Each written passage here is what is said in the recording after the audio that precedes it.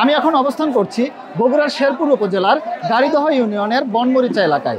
এখানে মূলত ত্রয়োদশ জাতীয় সংসদ নির্বাচন উপলক্ষে তরুণদের ভাবনা বিষয়ক একটি আলোচনা সভার আয়োজন করা হয়েছে।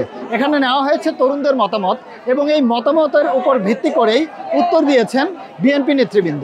এই ছাত্র জনতার গণ অভ্যুত্থানে যদি ছাত্র সমাজ, তরুণ সমাজ, যুব সমাজ অংশগ্রহণ না করতো তাহলে শেখ হাসিনাকে আমরা বিতাড়িত করতে পারতাম কিনা সে বিষয়ে আমাদের সন্দেহ রয়েছে। যাত্রাবাড়িতে আন্দোলন চলাকালীন সময়ে দীপদান হারনের সাথে একজন পুলিশ কর্মকর্তার কথোপকথন আমরা শুনেছি। সেখানে আমরা শুনেছি একজন পুলিশ কর্মকর্তা ডিপির হারনকে বলছে যে স্যার একজনকে মারি কিন্তু সে একজনই পড়ে যায়, পাশে যে হাজার হাজার ছাত্রযন্ত্র রয়েছে একজনও সরে না, সবাই আবার সামনে এগিয়ে আসে আমাদেরকে আক্রমণ করার জন্য।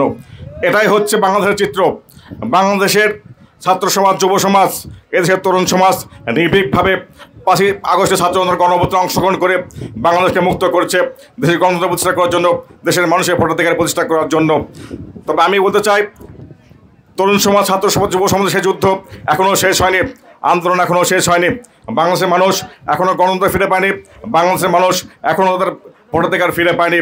ইনশাআল্লাহ ত্রয়োদশ জাতীয় নির্বাচনের মাধ্যমে বাংলাদেশের সেই গণতন্ত্র পুনরুদ্ধার হবে এবং বাংলাদেশের মানুষ তার ভোটাধিকার পাবে। এবং আমি আশা করব এদেশের তরুণ সমাজ, বর্তমানে বাংলাদেশে ভোটার রয়েছে 12 কোটি, এর মধ্যে তরুণ সমাজ, যুব সমাজ, ছাত্র সমাজের ভোটার রয়েছে প্রায় 5 কোটি। এই 5 কোটি ভোটার যেদিকে যাবে সরকার সেদিকে যাবে।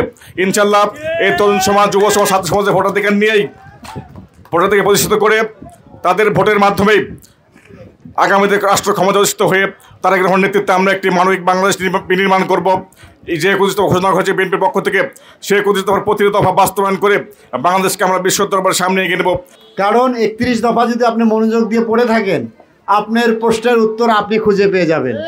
এরপরেও এইরকম সভা যদি আরেকটি হয়, এই কোশ্চেনগুলো আমরা নিয়ে যাচ্ছি আজকে, এই কোশ্চেনগুলো নিয়ে আপনাদের সাথে বিশদভাবে আমরা উত্তর দেবো। আমি বিশ্বাস করি এই উত্তরগুলো পাইলে বাংলাদেশের যে 5 কোটি তরুণ এবং যুবক সমাজ রয়েছে তারা তারেক রহমানের নেতৃত্বে ধানের শীষের পক্ষে সারা বাংলাদেশে কাজ করে বলবে, আমি বিশ্বাস করি।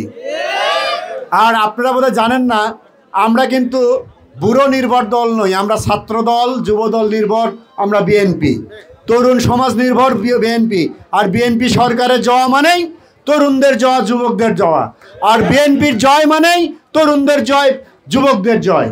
কাজেই এই বিএনপিকে এইবার সবচাইতে আমার এক ভাতিজা বলে গেছে ভূমিধস বিজয়, এই ব্যাখ্যাটা, এই কথাটা এবারই আমরা প্রথম শুনছি। এবারে আমরা চাই এইরকমই একটা বিজয় সারা বাংলাদেশে হবে।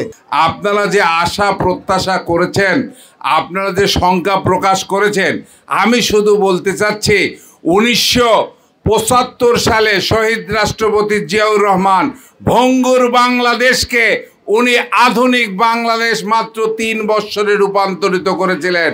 তার যোগ্য উত্তরসূরি 91 থেকে 96 সাল পর্যন্ত বাংলাদেশের সকল ক্ষেত্রে উন্নয়ন করে দিয়ে বাংলাদেশের চেহারা পাল্টিয়ে দিয়েছিলেন। ইনশাআল্লাহ আগামী দিনের দেশ নায়ক তারেক রহমান ইতিমধ্যে 31 দফা কর্মসূচি ঘোষণা করেছে। সেখানে আপনাদের এই দাবিগুলোর বিষয়ে অলরেডি তিনি আপনাদের সামনে উল্লেখ করেছেন। তিনি ক্ষমতায় গেলে বাংলাদেশের মানুষের জন্য কি করবেন। আমরা কোনো রাজনৈতিক দলীয়করণ, রাষ্ট্রকে দলীয়করণ করব না। আমরা বাংলাদেশি মানুষ সকলেই একসঙ্গে বাংলাদেশে বসবাস করব, বাংলাদেশের উন্নয়ন করব, বাংলাদেশের সুবিধা আমরা ভোগ করব। ওটা তো ওরা আসলেই জানতে পারবো, তাই না? শোনো, টাকা তো চাইছে, 10,000 টাকার শর্ট আছে, বুঝছো? ধন্যবাদ। কত টাকা শর্ট পড়ছে সেটা বল। 10,000 টাকাই শর্ট আছে। আচ্ছা, সেটা মাথা ছুঁয়ে বলো। মাথা কি হলো? চুপ করে আসছো কেন? ভণ্ডামি, টাউটামি, জায়গা পাও না তুমি? তুমি কি জীবনে ভালো হবে না? শোনো, ভন্ড আর টাউট বলবা না, আমার ইগোটা লাগে। তুমি ওইটাই ঠিক আছে, ভণ্ডামি টাউটামি মানুষ করে, কিন্তু গার্লফ্রেন্ডের সাথেও কোনো কথা। দেখো মিমি, আমি আগের থেকে অনেক লক্ষ্য হয়ে গেছি, ভালো হয়ে গেছি। পুরোপুরি হইতে পারি নাই, অর্ধেক ভালো তো হয়েছে, 50% ভালো হয়ে গেছে। আগে যদি হইতো আমি তোমার থেকে 20,000 টাকা চাইতাম। এই চুপ। তাও না, ঠিকভাবে বলো কত টাকা শর্ট পড়ছে? 5,000 টাকা লাগবে।